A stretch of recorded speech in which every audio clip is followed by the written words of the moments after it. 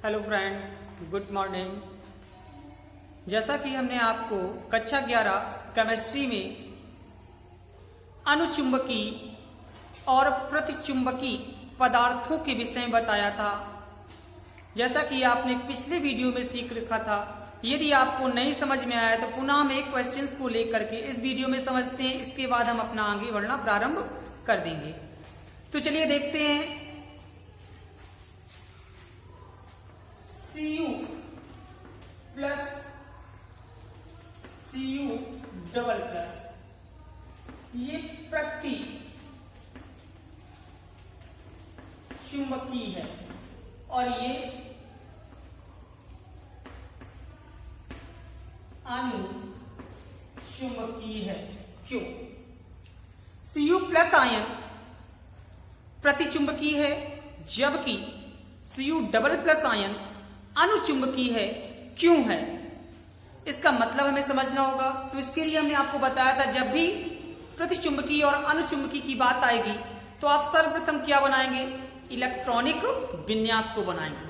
और जब इलेक्ट्रॉनिक विन्यास बन जाएगा तो आप हुंड के नियम के अनुसार युग्मित और अयुग्मित इलेक्ट्रॉनों को निकालना सीखेंगे। यदि किसी भी आयन में युग्मित इलेक्ट्रॉन पाए जाएंगे तो वह कैसा होगा? प्रतिचुंबकीय। और यदि अयुग्मित इलेक्ट्रॉन पाए जाएंगे वह कैसा होगा? अनुचुंबकीय। तो चलिए देखते हैं। Cu प्लस है और Cu डबल प्लस है। तो इसके लिए समझने के लिए हमने आपको बताया था कि सर्वप्रथम मेन तत्व का जो जिससे ये आयन बना हुआ है उस तत्व का आप इलेक्ट्रॉनिक विन्यास सर्वप्रथम बनाएंगे। तो किस तत्व का ये बना हुआ है? Cu यानी कॉपर का बना हुआ है। तो आपने कॉपर लिख लिया। परमाणु क्रमांक कितना होता था इसका? 29 होता था। आपने तुरंत इसके इलेक्ट्रॉनिक विन्यास बनाइए। 1s2 2s2 2p6 3s2 3p6 3d10 4s1। ये किसके अनुसार बना हुआ है? अफबाउ के अनुसार। अब हमें बनाना किसका है? Cu प्लस का। तो आपने तुरंत Cu प्लस का बनाना है। Cu प्लस का मतलब क्या हुआ कि एक इलेक्ट्रॉन इसने दान कर दिया। किसे दान किया ये तो नहीं पता है, लेकिन इसने एक इलेक्ट्रॉन आसानी से त्याग कर दिया। किस कक्षक से इलेक्ट्रॉन जाएगा ये? तो अंतिम कक्षक से। अंतिम कक्षक कौन सी पाई जा रही है आपके पास? 4s1 पाई जा रही है। तो इसका इलेक्ट्रॉनिक विन्यास क्या बनेगा करके? 1s2 2s2 2p6 3s2 3p6 3d10। अब आप ये देखिएगा, हुंड के नियम के अनुसार अंतिम कक्षा पूर्ण रूप से भरी है। आपने डी कक्षक को उठा लिया। 1 2 3 4 5 1 2 3 4 5 6 7 8 9 10 पूर्ण रूप से भरे हैं। तो ये कैसे हैं आपके पास? युग्मित हैं। तो युग्मित को आप लोग कहते क्या थे? प्रतिचुंबकीय। अब हमें किससे समझना होगा? Cu डबल प्लस अनुचुंबकीय। अभी आपने बनाया Cu प्लस का, अब हमें किसका बनाना होगा? Cu डबल प्लस का। एक इलेक्ट्रॉन आपने निकाला था, किस कक्षक से निकल के आया था? 4s1 से। तो 3d10 बना था। अब एक और निकालना है तो किससे निकलेगा? 3d10 से। तो कितना बन जाएगा करके? 1s2 2s2 2p6 3s2 3p6 3d9 9 electron रुके। तो आपने तुरंत उसकी आकृति बना देते हैं हुंड के नियम के अनुसार। 1 2 3 4 5 6 7 8 9।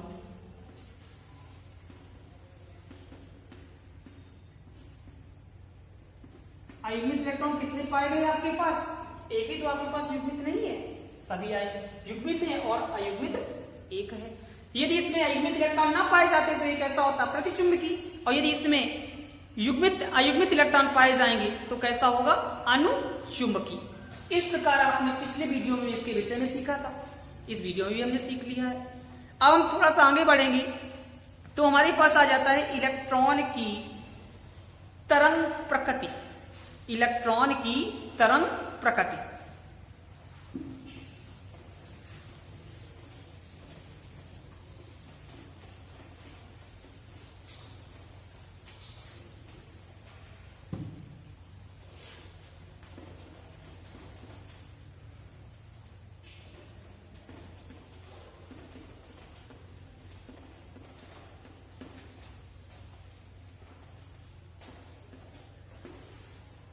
इलेक्ट्रॉन की तरंग प्रकृति किसे कहते हैं, इसकी खोज किसने की थी? तो वैज्ञानिक देव ब्रागली ने इस इलेक्ट्रॉन की तरंग प्रकृति की खोज की, जिनके अनुसार सूक्ष्म कण इलेक्ट्रॉन तरंग की भांति गुण प्रदर्शित करता है, जिसे इलेक्ट्रॉन की तरंग प्रकृति कहते हैं। तो तरंग प्रकृति के लिए लैम्डा बराबर h अपॉन p। लैम्डा जहां क्या है, तरंगदैर्घ्य है, h क्या है, h नियतांक है, प्लांक नियतांक, और p क्या है, संवेग है। जहां लैम्डा तरंगदैर्घ्य, h प्लांक नियतांक, इसका मान होता है 6.626 गुणा 10 की घाते -34 जूल सेकेंड। P संवेग है, तो संवेग P बराबर आपने फार्मूला और सीखा था n into v, n for द्रव्यमान, v फॉर वेग। तो इसका एक और फार्मूला बन जाएगा लैम्डा बराबर h upon m into v. ये इलेक्ट्रॉन की तरंग प्रकृति का फार्मूला बन करके तैयार हो गया। अब हम थोड़ा सा आगे और बढ़ते हैं। तो इलेक्ट्रॉन की द्वैतीय प्रकृति किसे कहते हैं?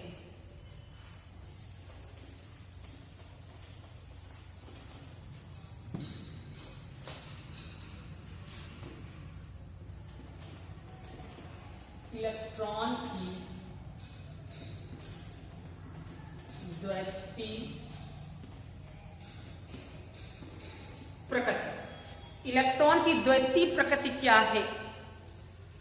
इलेक्ट्रॉन कैथोड किरण, विवर्तन आदि में तरंग की भांति कार्य करता है, जबकि रदरफोर्ड, नील्स बोर आदि मॉडल में इलेक्ट्रॉन कण की भांति कार्य कर सकता है।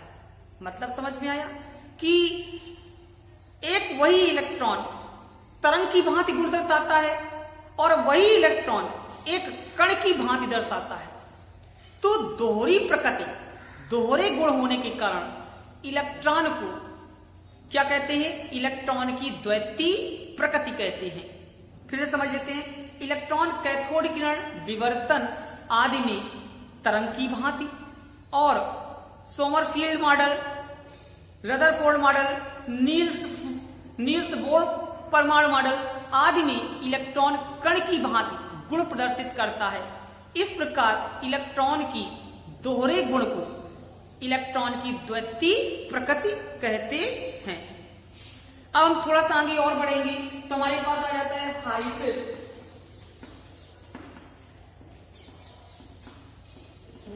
की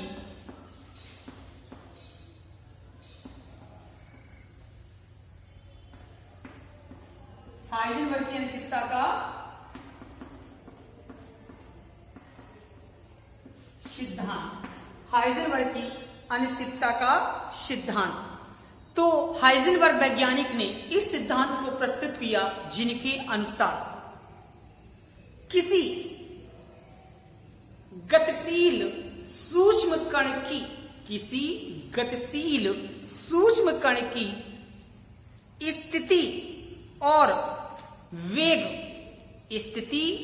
वेग दोनों का यथार्थ निर्धारण असंभव है।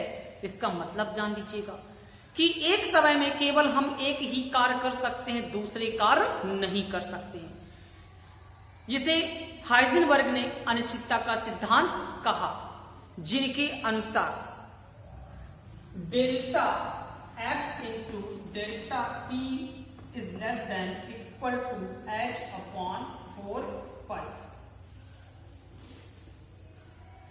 संवेग में अनिश्चितता, स्थिति में अनिश्चितता, h प्लांक नियतांक, ये आपको किसके अंतर्गत आ गया? नियतांक के अंतर्गत। जिसका मतलब फिर से जान लेते हैं। हाइजेनबर्ग ने कहा किसी किसी सूक्ष्म गतिशील कण की स्थिति व संवेग का निर्धारण यथार्थ निर्धारण नहीं किया जा सकता है, यानी उसमें कुछ ना कुछ त्रुटि होगी, यानी एक साथ कार्य करना असंभव होता है। उसे क्या कहते हैं? हाइजेनबर्ग की अनिश्चितता का सिद्धांत कहते हैं। तो हमने और थोड़ा सा आगे बढ़ेंगे तो कल हमने आपको बताया था कि नोड और नोडी तल, कि नोड किसे कहते हैं और नोडी तल किसे कहते हैं। तो नोड के विषय में जानते हैं कि नोड किसे कहते हैं।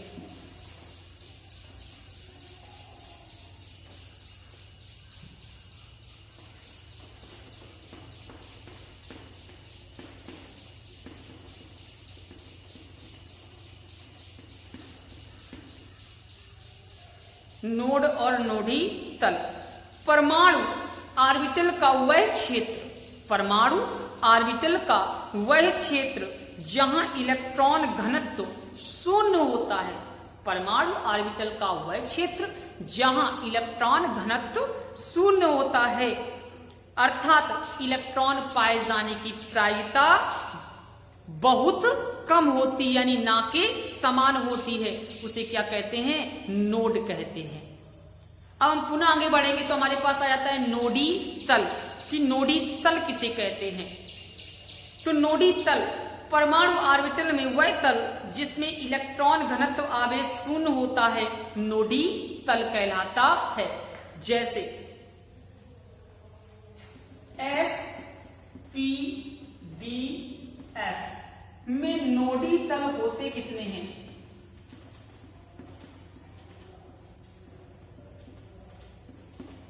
एस में 0, पी में 1, डी में 2, एफ में 3। यदि एस कक्षक में है तो नोडी तल कितना होगा? हमारे पास 0 होगा। और यदि पी कक्षक में है तो नोडी तल हमारे पास कितना होगा? 1 होगा। यदि डी कक्षक में है तो नोडी तल हमारे पास कितना होगा? 2 होगा। यदि एफ कक्षक में है तो नोडी तल हमारे पास कितना होगा? 3 होगा, यानी 3 होंगे। इस प्रकार आपने परमाणु संरचना को समझा। अब हम अगला वीडियो में आपको सेकंड पेपर प्रारंभ से पढ़ाएंगे।